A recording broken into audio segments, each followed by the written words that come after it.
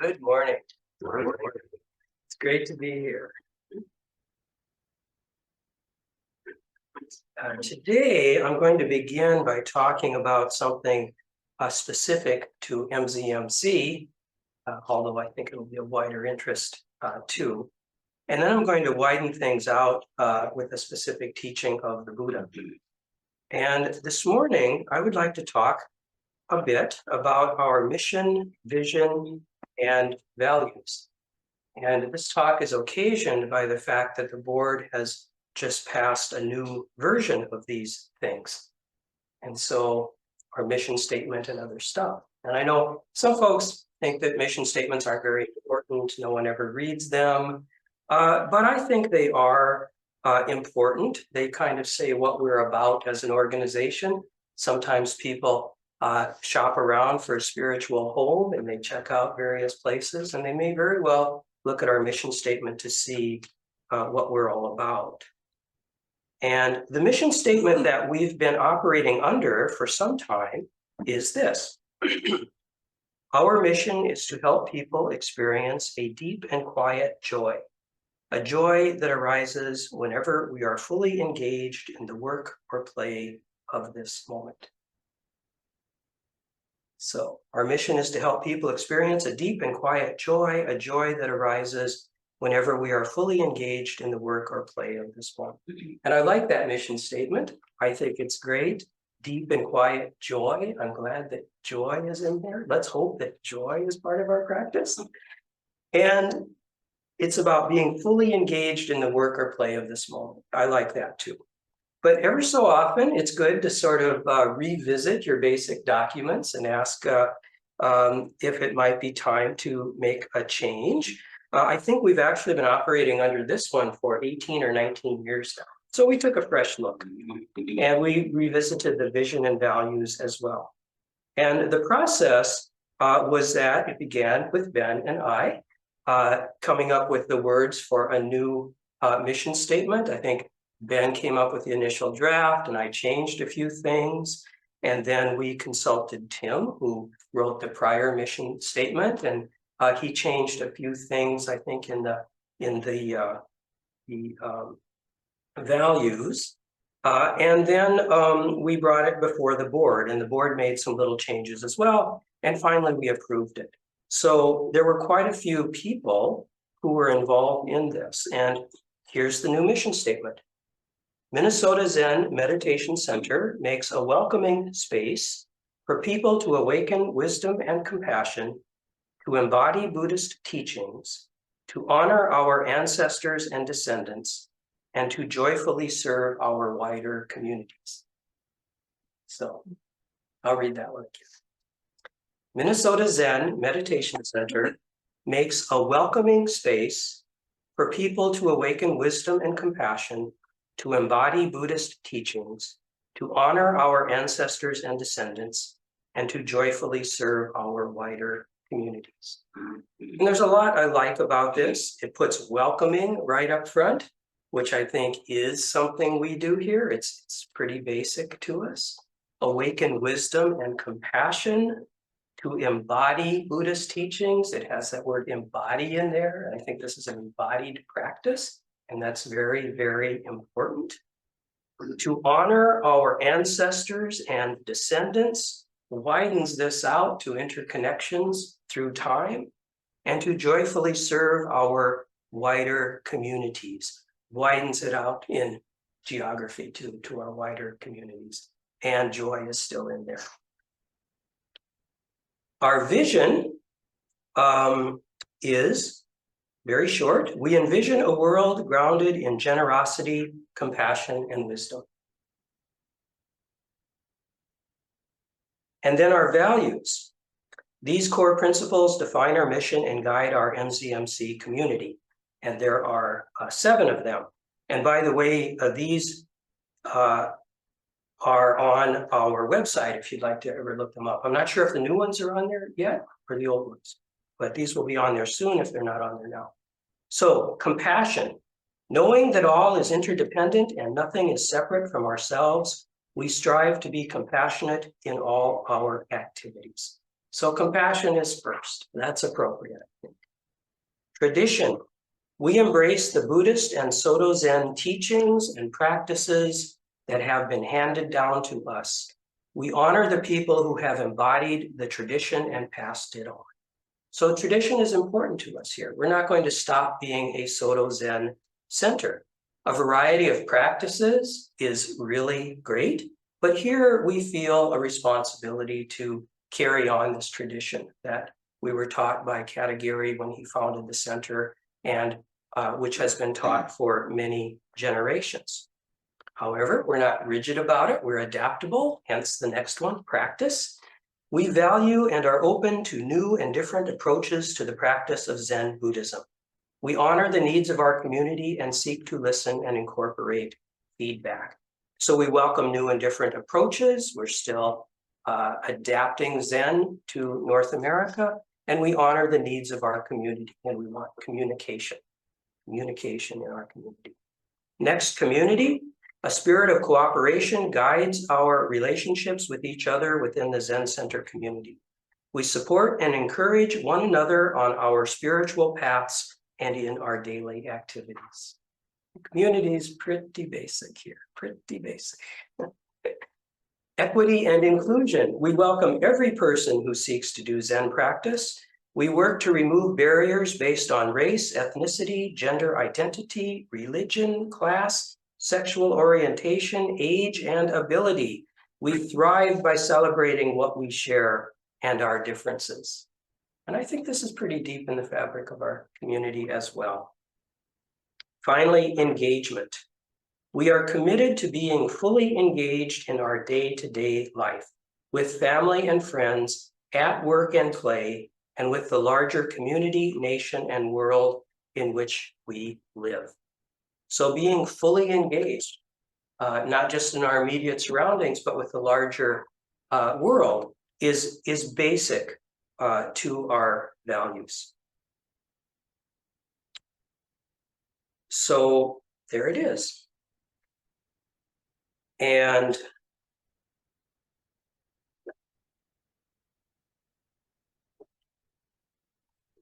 the teaching I would like to go to is the 6 Recollections, which is in a book I've been reading with Jiryu Matt Sisler for some time.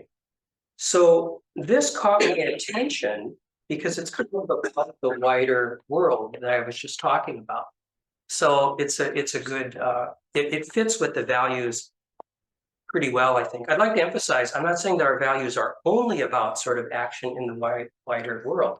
That's one thing our values are about, but that's something I would like to stress today. So Jiryu and I have been reading this book. It's called In the Buddha's Words, an anthology of discourses from the Pali Canon, edited by Bhikkhu Bodhi. So these are the teachings of the Buddha, and we get together every 2 or 3 weeks and we read a little bit aloud. And we've been doing this for about 3 years now, and we're on page, I think 280 something. And we've got quite a ways to go. So it's a long-term project, you could say. And it's a beautiful book and really very fascinating. People communicated in a different way back in those days. You know, most folks were illiterate.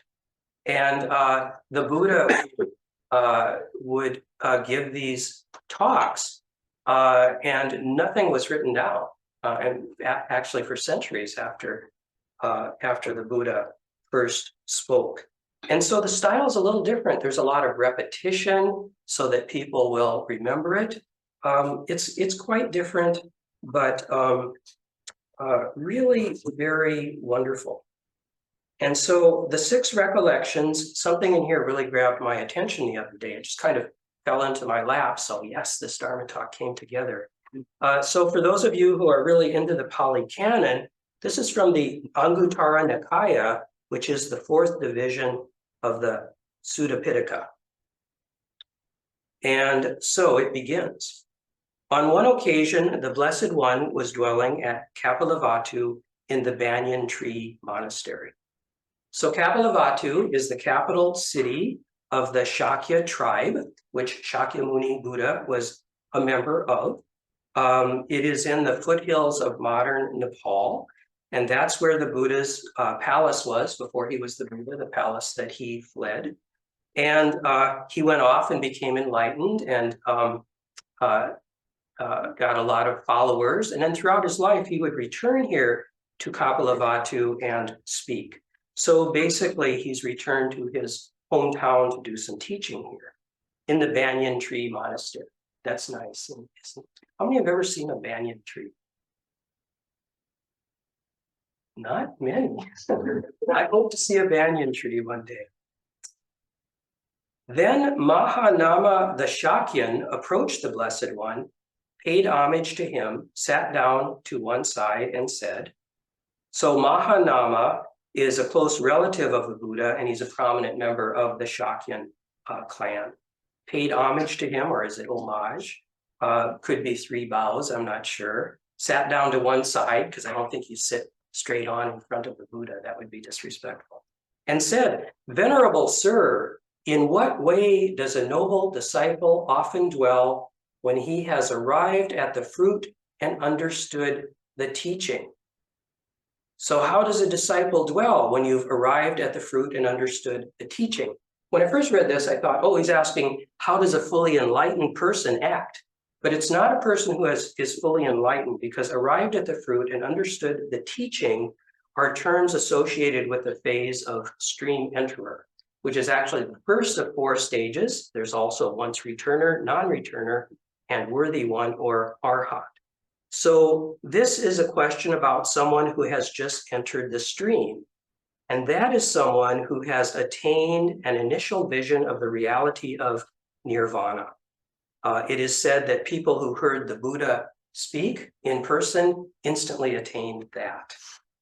But these are people like many of us. They've really gotten some pretty deep insight into the Buddha's teachings. There's a ways to go, but they are sort of understanding the beauty and the benefits of those teachings.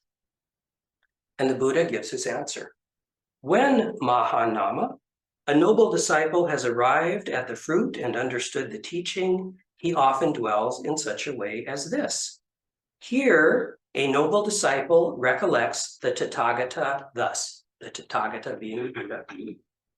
The Blessed One is an arahant, perfectly enlightened, accomplished in true knowledge and conduct, fortunate, knower of the world, unsurpassed leader of persons to be tamed, teacher of devas and humans, the enlightened one, the Blessed One.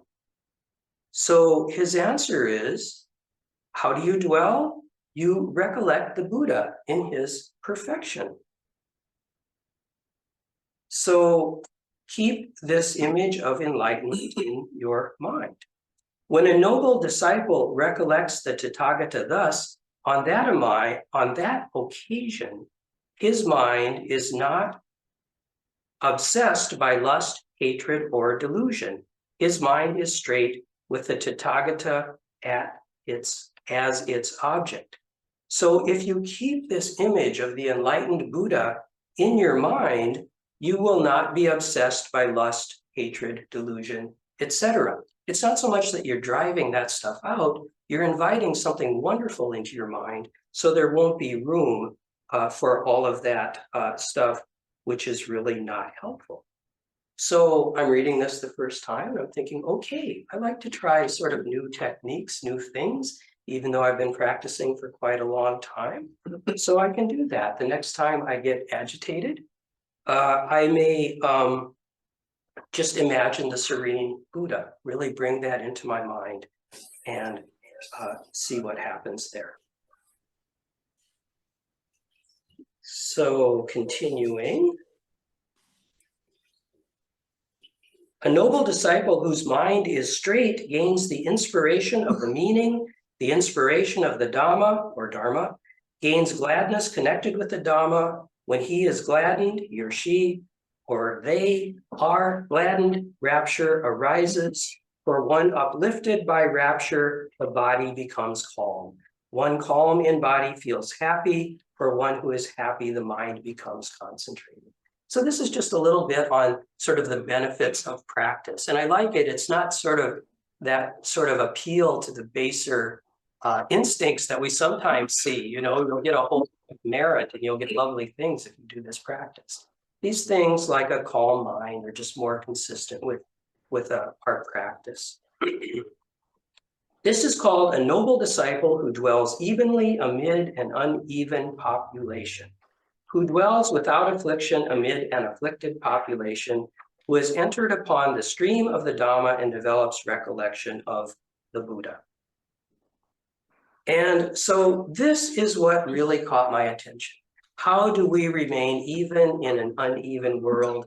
How do we remain unafflicted in an afflicted world?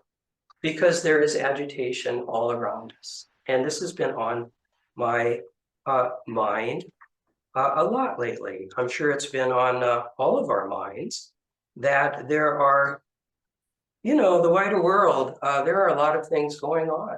There's climate change, which is pretty dramatic. Today it might be 67 degrees and it's March 3rd. Things are just, it's sort of the winter that wasn't. Now, some of that may be El Nino, but I think some of it is surely related to climate change. And also, regardless of where we are on the political spectrum, whether we're way over on the left or way over on the right or in the middle, we would probably, most of us agree that there's a bit of a crisis going on right now. And sometimes we get scared.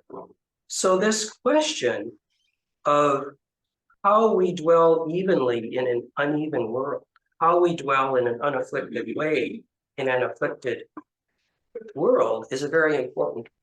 And moreover, I would add, maybe from a little more of a Mahayana and action-oriented point of view, how do we also make this crisis better? So, on to the second recollection. Further, Mahanama, a noble disciple, recollects the Dhamma thus. So first you recollect the Buddha, now we're recollecting the Dharma. If you're familiar with the Pali Canon, this is not too surprising because they tend to say one thing and a whole lot of stuff about it, and then say another thing and the same stuff about that, basically. And they have a list. So we have Buddha and Dharma. What might be next? We'll see. The Dhamma is well expounded by the Blessed One, directly visible, immediate, inviting one to come and see, worthy of application, to be personally experienced by the wise. I was really delighted by this line. You know why? Because the Dhamma, it's not in the books, it's not in what the Buddha is saying, it is directly visible, it is immediate, it is inviting one to come and see. It is to be personally experienced by the wise. To me, that sounds really very Zen. It's just right here, right now. That's what it is. That's what it is. And I'm always happy to find stuff that sounds really Zen in the Buddha's original teachings. Because see, it was there all along. It's not like we changed it. We added, we changed the emphasis. That's what we changed. When a noble disciple recollects the Dhamma thus, on that occasion, his mind is not obsessed by lust, hatred, or delusion. His mind is straight with the Dhamma as its object. And you can see that's the repetition kicking in. When Jiryu and I read this, we always read the repetitive stuff. We never say, whatever, because it's kind of like a meditation. We like to repeat it over and over. But the editor of the book has helpfully put in here ...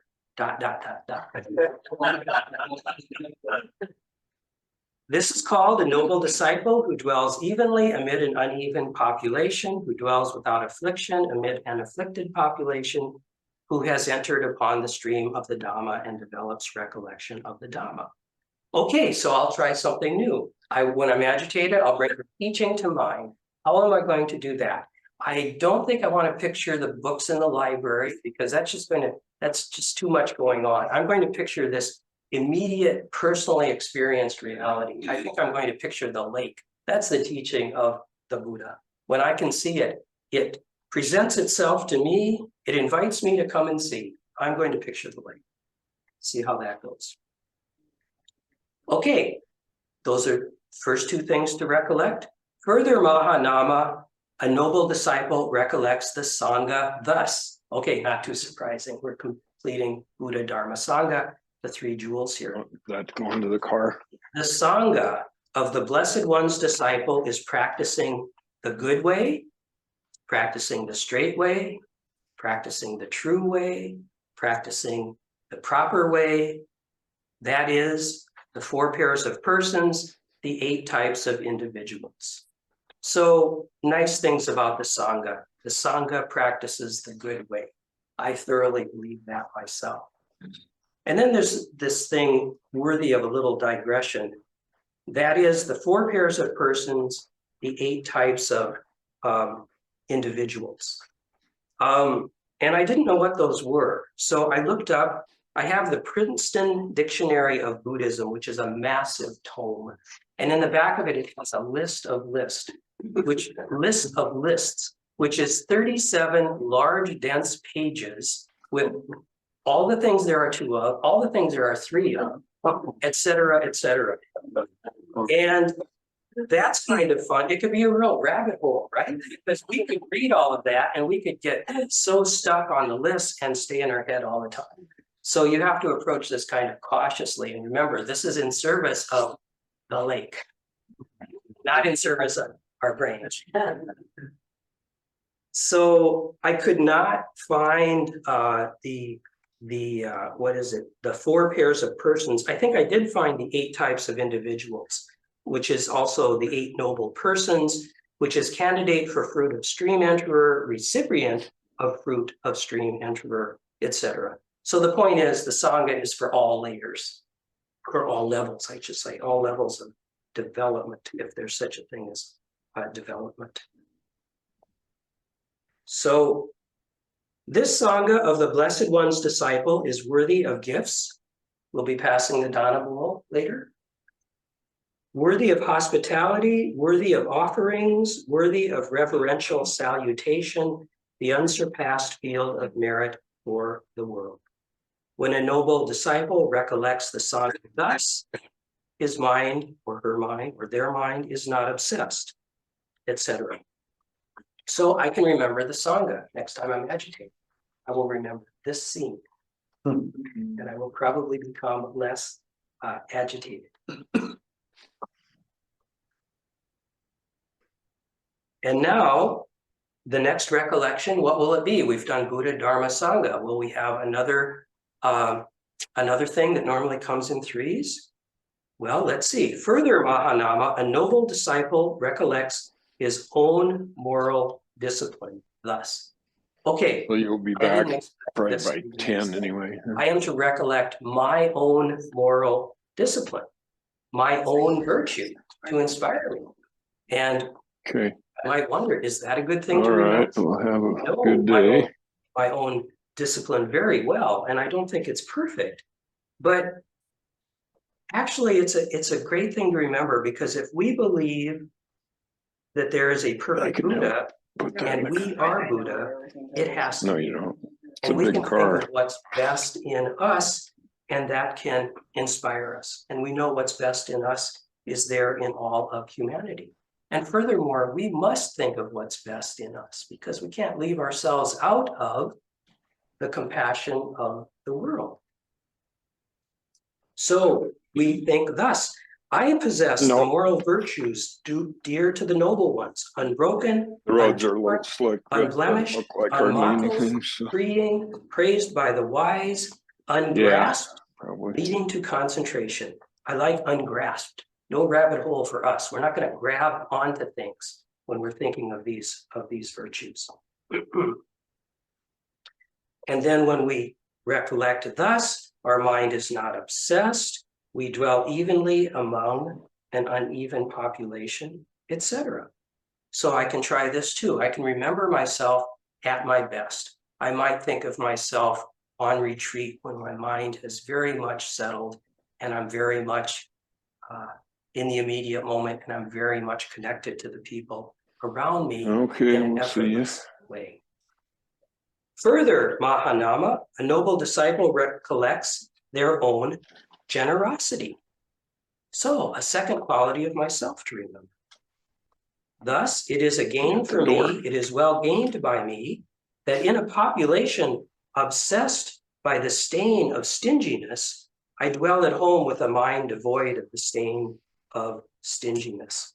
So this is the first time here we get a little description of what it is about the world that makes it so agitated. It is stingy, greedy, materialistic, people obsessed with getting stuff, with the fulfillment of desire, right? People who mistakenly believe that fulfilling desires is the way to happiness. The Four Noble Truths tells us that that is not the way. But in this world, obsessed by the stain of stinginess, I dwell at home with a mind devoid of the stain of stinginess, freely generous, open-handed, delighting in relinquishment, one devoted to charity, delighting in giving and sharing. So, okay, I can remember a time when I was very charitable, giving money perhaps, or giving my time, or being generous in speech, or being kind to the planet. I can think of my grandfatherly mind, and this will help me to dwell evenly. And then finally, what will the next one be? Further, Mahanama, a noble disciple, develops the recollection of the devas thus. Well, this surprises me. The devas, I thought this would be another straightforward third quality that's in me, but this is a little different and a little surprising. There are devas in the various heavenly realms. And perhaps you've seen pictures of the devas. We have the 6 realms, which are regarded by some people as realms where we go in a rebirth. We may go to the animal realm, which is kind of a step down, or the hungry ghost realm, or the hell realm. Or we may go to the Deva realm, which is sort of a God realm. But most folks, I think around here, think of these more as mental states that we fall in as a result of how we are. And so the devas are, literally, it means shining one. They're not immortal. They can't stay in this heavenly realm forever, but they do stay there for a long, long time. And they have a very long, happy life. And they're sometimes pictured like living in the clouds and playing musical instruments. And it's like one long, beautiful, refined party. And they get there as a fortunate rebirth due to their kind acts. So how is it going to help us to recollect these devas on their clouds?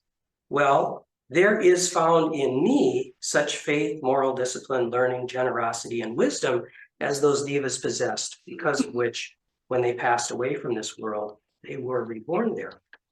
So we remember not so much their beautiful lives, but the beautiful actions they engaged in that allowed them to be reborn. So again, we are remembering our own good deeds. And when we recollect those qualities, our mind is straight and we dwell evenly, etc. Our mind is not obsessed by lust, hatred, or delusion. Remember, again, we let in the good stuff, so there's not so much room for the bad stuff. And I might add worry to that, worry and agitation. If we let in these beautiful things in our mind, there might be less room for worry and agitation. A noble disciple, Mahanama, who has arrived at the fruit and understood the teaching, often dwells in just this way. And that's the end. I want to stress often. If we do this technique, we will often dwell in this way, not always. No guarantee. And if you go for always, you're just going to be disappointed. But we try to do more. Be happy more. So, is this the answer? Is this the answer to our immediate problem of a very agitated world with many, many problems? This 2,500-year-old teaching, which was delivered to illiterate monks in the Banyan Tree Monastery, which involves simply bringing a few things into your mind, is that going to help us with this problem? I would say yes, because this practice is about going inside and finding the evenness that is needed to cope.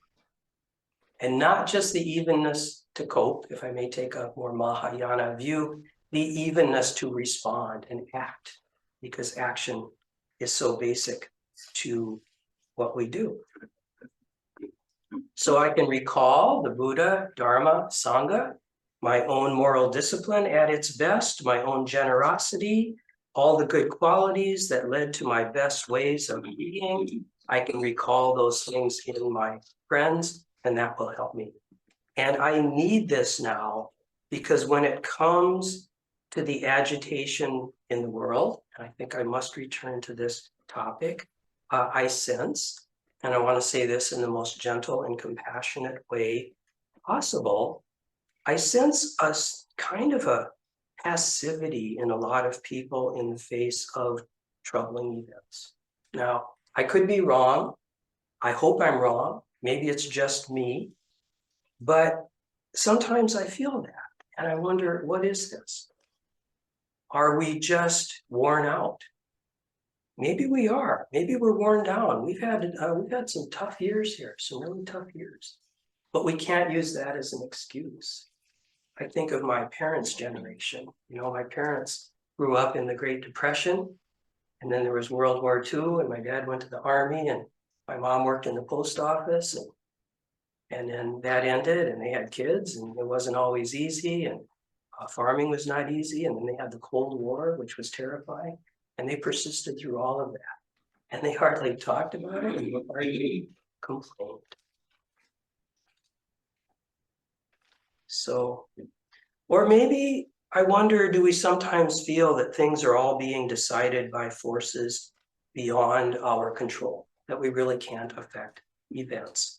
I think that could be. There are some events we can't affect, but the important thing is that there are many events we really can affect.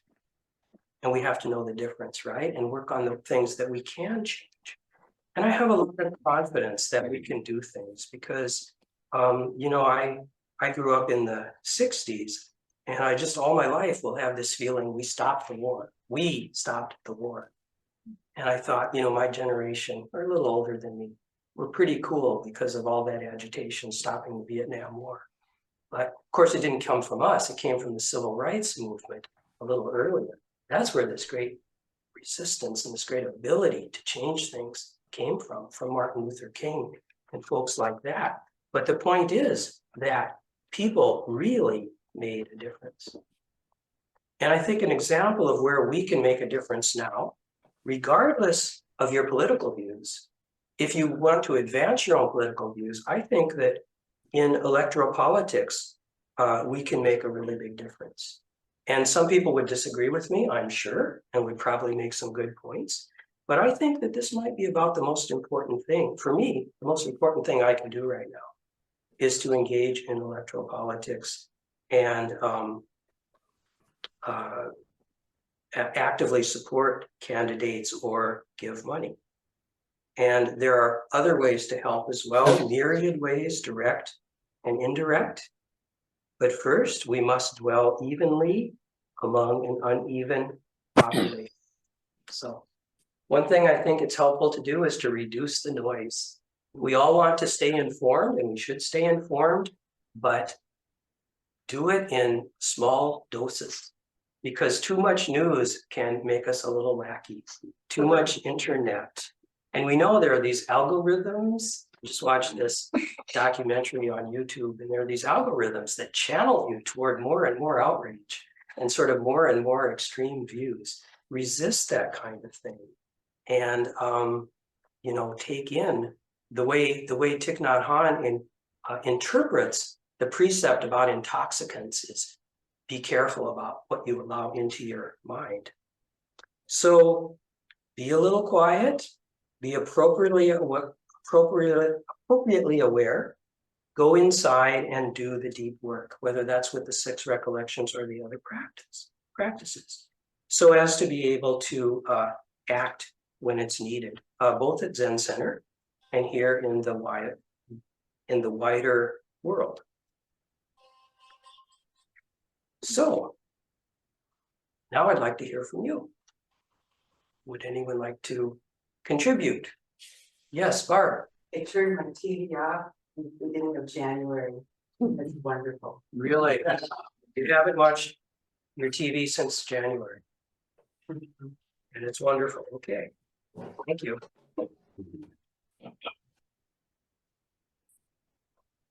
Give me a second here. Let's see, if you're online, you can raise your hand or just start speaking. Anyone else in the room here? Leslie. Yeah, thank you for your talk. Appreciate what you had to say. And yeah, I get overwhelmed sometimes. I drive at night a lot, and I listen to NPR, and there comes a point that I put on a book, and listen to an audiobook.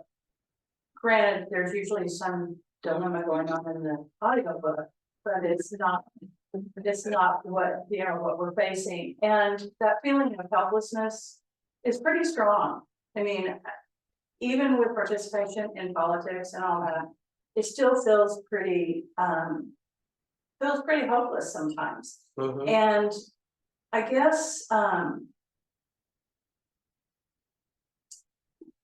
one of the things I do besides filtering that is I try to, maybe this is counterintuitive, I try to bring it up occasionally with people who seem to want to not think about it, because it's real easy to not want to think about it.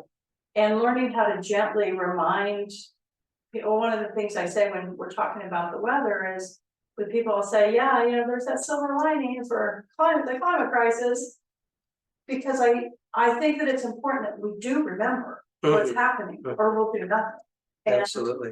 And I see people that do nothing or want to just kind of not think about that because it's unpleasant. And so I think it's important that finding that balance, always finding the balance, right, is one of the most difficult things, I think, for me in doing this. And it's important to, coming here and thinking about the things that are unchanging, the things that are not touched by all that's going on, is important for my sanity to do that. And coming here kind of reminds me of that. So, anyway, thanks for your talk. I appreciated it very much. Yeah, thank you. Thank you for speaking to balance, because it's very important.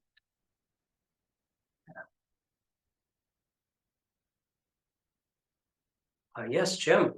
And I also want to thank you for your talk, and also your emphasis on the importance of taking action. As you said, the civil rights struggle, the struggle against Vietnam War were successful actions.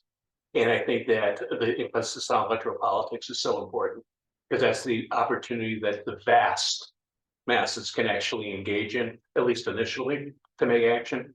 And I just think it's so important that people remember that there are opportunities for change.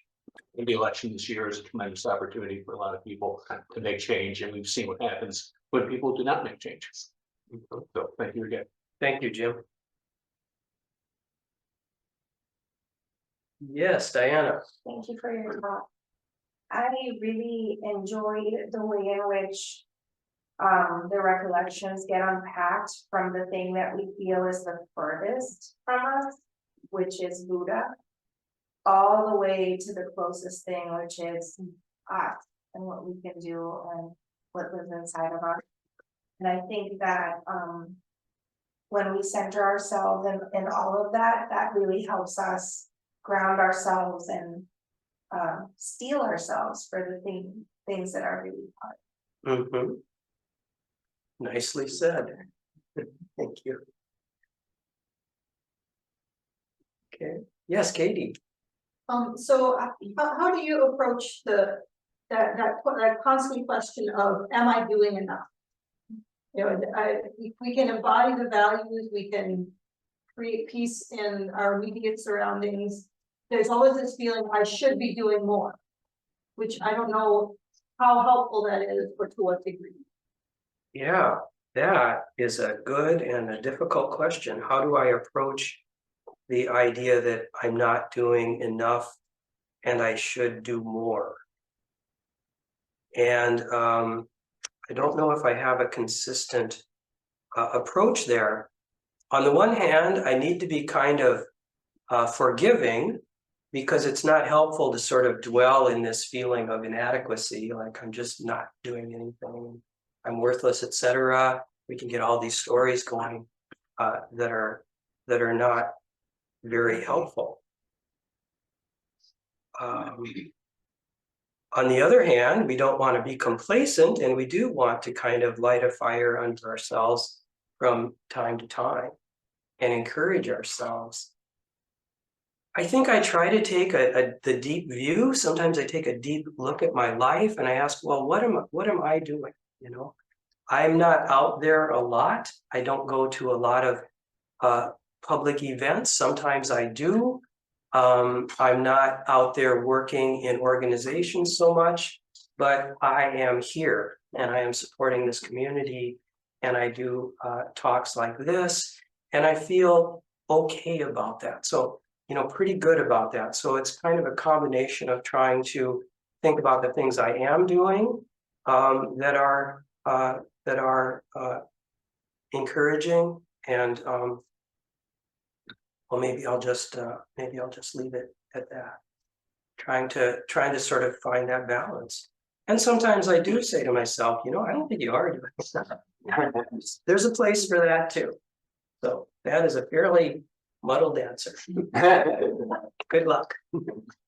Yes. Going back to the reading, I like the idea of recognizing the good that we do, right? Finding the diva state, and you know, whether it's picturing yourself playing a harp on a cloud or whatever that is, but to recognize that the things that we do really do matter. Yeah. Being forgiven. Right. And that relates to Katie's question, I think, too. Right. Just, yeah, let's remember and celebrate the good things that we are doing. I had a question about this, the phrase gladdened rapture, which sounds a little like falling in love. Yeah. In a way, it's like something happens. I always think of rapture as this pretty intense thing. It's not nothing. What do you make of that phrase? I remember once after a session down at Hokyoji, 3-day session, I went up to Joan Snyder O'Neill and I said, can I ask you a question? You know, she was much more senior. She was a senior teacher. And I said, you know, gee, I've just been feeling so good during this retreat. I feel kind of a rapture. And is that okay? And she said, enjoy the rapture. So I thought, okay, I will. And it is really an interesting thing, because the kind of joy we get from this practice isn't sort of about fulfillment of desire. And yet we can feel this kind of rapture. It's kind of like falling in love. It feels wonderful. I think when we feel that way, it's like big mind knowing that little mind is happy, and isn't that wonderful? If we have some perspective on it, so it's not going to fuel more desire, but rather it's going to be like, oh, that's good, you know, I'm happy the way the world should be happy. Then it's okay. Yeah, it's cool that it leads then to calm. To calm. It leads to calm. Right. Rather than more need. Yeah. Good. Thank you. Let's see what time it is. Maybe one more, Leo? I'd like to commend Barbara for turning her TV off. Absolutely. I remember a good life, maybe some of them. But my neighbor and I, we go for walks on Saturday, and we solve all the problems of the world. I come back to my house, drink coffee, course, we don't have enough money to implement our solution. We were talking yesterday, we as a society don't talk about things. You remember, when you were younger, you got all your news, there was 4 channels, you see, everyone got the news from these 4 channels, people talk about what they saw on TV the night before. We don't do that anymore, look how many channels there are. There are so many sources of information. My neighbor's brother, he's a hardcore right winger. A month ago, she asked him about who he was voting for, of course, you know, good to say. But a month ago, he didn't even know who Nikki Haley is. And it's for someone to be in this, live in this society with all the information we get going into our minds every day, not knowing who the second person in the Republican Party, it's amazing, it boggles my mind. So I think we just have to pay attention, especially this year. It's gonna be a big election, things will change. I agree with that. Thank you. All right, let's stop there and turn it over to our Noah Raymond.